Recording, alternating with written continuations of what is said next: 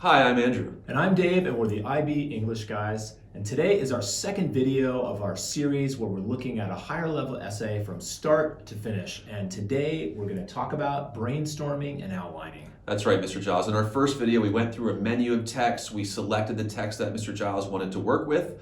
We formulated our line of inquiry, and today is the day we start really thinking about brainstorming and answering that question. Yeah, this is where we do a little bit of heavy work. We want to think about, we're just going to get ideas on paper and brainstorm and think about our line of inquiry, and then we're going to organize those ideas and start to collect evidence and make an outline. Yeah, folks, this is the time where you want your text in front of you. You're going to be digging in, looking for things, and flipping pages, so definitely don't do this without your text. That's right. It's going to take a little while, but I think that if you have a good outline, you will have a good paper. This is very important. I like that. Yeah. Mr. Giles, let's review the line of inquiry that we established in our last video for the play Sizwe Banzi is Dead. Okay.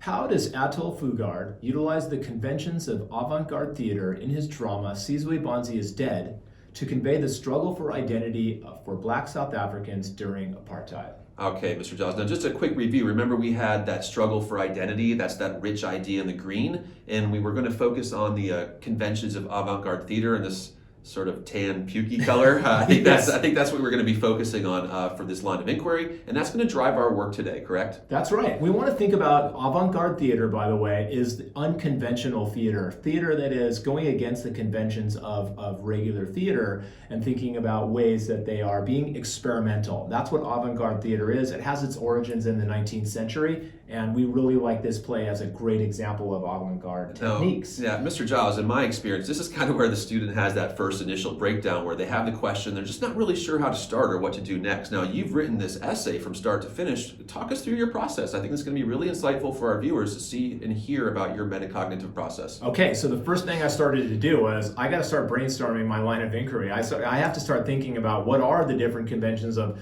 avant-garde theater that I could talk about, and then how do those again connect to more specific tech features or techniques, and then what are the rich ideas, how does that connect to my struggle for identity? So that's what I did. I made a chart that sort of looked at those aspects I wanted to talk about, thought about craft, and then connected to identity. Okay, so I'm looking at this chart. I see the literary aspect on the left. I see the features in the middle, and then trying to link out to that rich idea on the right. I understand how this table works. You could have made this a mind map, whatever works for you. That's folks. right. Mind maps work great. I think listing, we're just getting ideas on paper. So the first thing I talked about is the structure, because it's very unconventional. So I looked at the nonlinear structure, I looked at the frame narrative, I looked at non-conventional scene breaks. I'm thinking structurally, and then I'm trying to connect that to the idea of identity. So those are some of my notes about that last step to connect. It's not just about conventions of avant-garde theater and features. It's how they link out to this idea of identity. These have to be together. These three pieces, right? That's right. So I look at your second example, and I see you've taken on the multiple roles for actors. Can you talk about that a little bit?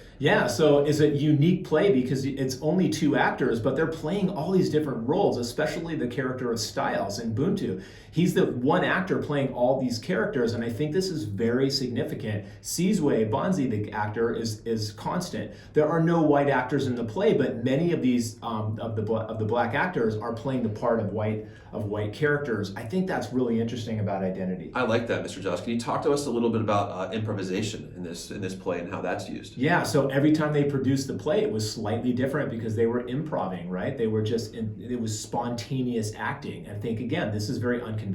Yeah, and then one thing that I think about when I think about this play is just, the minimal transitions and the limited staging. There's very few props. There's it's very, very simple. And I think it's kind of meant to represent that stripped down humanity of the character. And I think this is all linking together. I see these conventions of avant-garde theater. I see these specific features, and I see how it is linking to identity. I think you're on the right track here, Mr. Giles. Yeah, maybe I want to talk about, again, the storytelling and the direct relationship with the audience, the way they break that fourth wall. Again, this is unique. Traditional theater doesn't do that. So again, this is just my initial attempt to make lists and brainstorm my topic. Again, this could look differently. Yeah, Mr. Giles, do you expect to use all of these ideas in your final paper? No, and I didn't. This is not my outline. This is my brainstorming. This is, again, I'm not finding evidence yet. I'm really just thinking. Okay, so what is the next step? Now that you've done some brainstorming, you've done some rich thinking, you have ideas linking avant-garde theater to dramatic features to identity, now what do we do? Yeah, so once I did this, then I built my outline. Then I said, okay, again, I have my line of inquiry at the center of my outline. I'm thinking about that. I'm thinking about both the linguistic, literary aspect and the struggle for identity. So I'm thinking about those two things, and now I can build an outline. Okay, so I'm thinking about different topics for paragraphs that support my line of inquiry. Now, Mr. Giles, in this table, I noticed we have textual evidence, feature, reader effect, and implication. How are you going to work this through here? How are you going to work us through this and then make sure that we're all linked together? Yeah, great question. So the first thing it is, I established what is the topic of my paragraph going to be. In this case, it was improvisation and how that leads to the idea of identity. We're thinking about that. Yeah, so that's my topic. Yeah, I see the textual evidence you've taken right from the beginning of the play, right? That's right. And I'm trying to find maybe a quotation, maybe a specific example, something from the text. We got to be in the text. We got to be quoting the text. So I'm finding my textual evidence, and then I'm thinking a little bit about, okay, what can I say about that? Maybe I'm thinking about characterization in this particular moment, and then I'm thinking about the idea of the relevance, the direct relevance to now, how it creates immediacy. So I'm just doing some thinking. They're not full sentences when I'm thinking about the implications, but it's, again, things that I can put in my writing. Yeah, I look at the topic, I can sort of see the topic sentence of your second body paragraph hiding there with this idea of minimal stagecraft and transitions. Clearly that's going to be the idea linked to identity. So what's some of the textual evidence that you went after there and the actual feature that it connects to? Yeah, well, I find it interesting because between the transitions between the scenes are very again, unconventional. We see this voiceover letter that's being read aloud by Sizwe. I think that's interesting. We also see the flashbulb and the way that's connected to the idea of photography.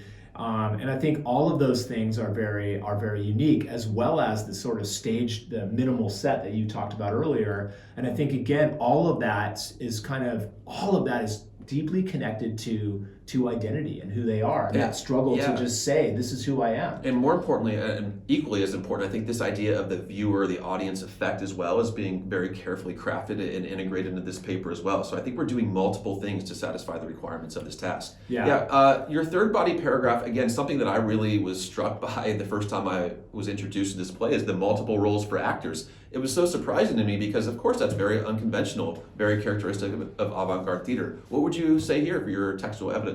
Yeah, well, there's so many examples to draw from. I mean, one in the monologue, we see this character with Styles, and he plays the role of his boss. He plays the role of workers. He plays the role of himself. And again, he's giving a monologue. He's the only one speaking, but he's playing all these roles. And again, this emphasizes the idea of identity and the idea that a Black South African can play any role if they're allowed to. Yeah, and it really does add some humorous aspects to the play. It makes the play really enjoyable to experience. So maybe for the reader effect, I'd be talking about how through that humor, I mean, it's sort of satirical, but we do see that lack of humanity and that stripped down identity. So it's all coming together now. Yeah, that's right. So those are examples. And I'm thinking about the last thing is that direct connection to the audience. I kind of saved the best for last because I think this is the moment where they break that fourth wall and they have that intimacy with the audience. It's so powerful, Mr. And Giles. it's so connected to identity. Yeah, and that is the key moment of the play, right? Yeah, that's right. And so again, finding good evidence in different moments and connecting to that. So that's my outline. Yeah, Mr. Giles, that's an impressive amount of work. Now, please remember, students, Mr. Giles had the text in front of him. He's looked up definitions for avant-garde theater. He's really thought about this carefully before he's gone in and created this. What's your advice to our viewers moving forward, Mr. Giles? Well, I think there's many ways to write an outline. We have a colleague, Lisa Foran. She would probably say, I prefer the Roman numerals and the letters, the sort of traditional way to write an outline. She's going MLA outline for and sure, and that's fine. That works. I could have turned this into an MLA outline. I prefer thinking in boxes and graphic organizers. But again, the idea behind this, the principle of both those formats is just, we've got to be systematic, we've got to be organized, we've got to have a plan. Once we have our plan, it's like our roadmap. Writing the paper will be infinitely easier, and the actual product we have at the end will be better. Yeah, so folks, in closing, make sure that you open up those documents that are connected to this video. The graphic organizers are supplied there for you. If you don't want the graphic organizers, as we said, maybe a mind map or other technique would be fine, but definitely go through this process. Stay with us. Come back for video 3, and we will show you the next step to writing that strong HLE. Thanks, everybody, and take care. Bye, guys.